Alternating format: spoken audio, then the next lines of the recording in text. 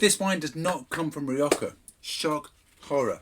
It's a bit like Rioja, but it's not from Rioja. Therefore, what should be half the price? No, it's not half the price because it's dead good.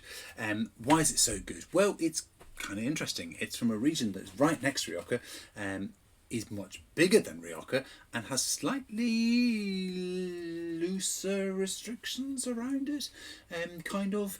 He has got his own restrictions, but it's not quite so stringent as Rioja in terms of winemaking and cellaring and all that kind of stuff. And it is from the region of Navarra. So if you imagine that Rioja is kind of an upside down or on its side L shape, Navarra is a massive region out to the north and to the east of Rioja. They're much, much, much larger, and it has got a huge amount of vineyard area, of varying quality, which is just the way it is. And if you really want to get high quality, one of the things you can do is go and look up a list of the best quality Navarra producers, or find one that's been around for ages, or just find these guys.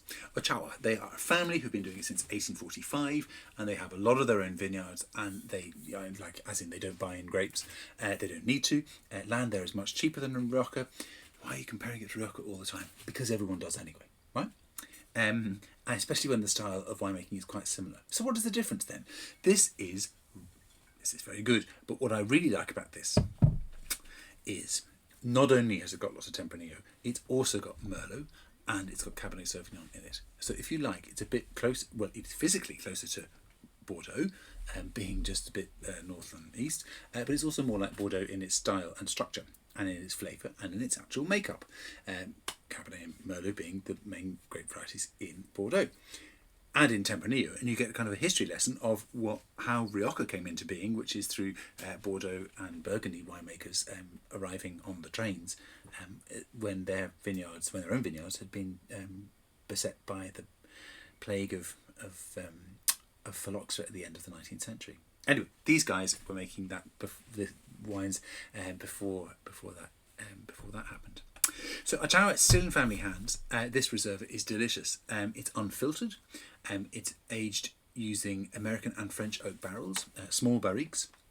So it's quite an intense oaky wine, and it stays in these barriques for a year. Now, I don't know if they're all brand new. I wouldn't think they are, to be honest. I'd say they're probably a combination of new and second use and maybe even third use oak barrels. And they'd move the wines around according to stylistic preference.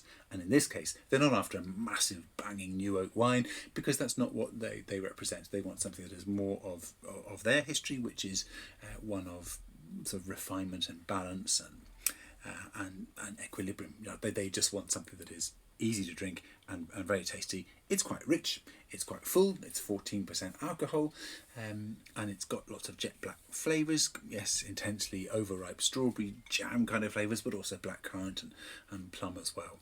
It's a delicious wine, and it's really cool, and it's another reason to say, well, if it's not Rioja, I'm not going to get. Hold on a second, there are loads of other regions in Spain. Now more than ever, you can get a massive array of wines from Spain, and some of them will deliver a similar Rioja-like experience if that's what you're after. This being one of them, but they should all have their own sort of characteristics as well, and this is one that I think is great for that reason. Hope you enjoy it.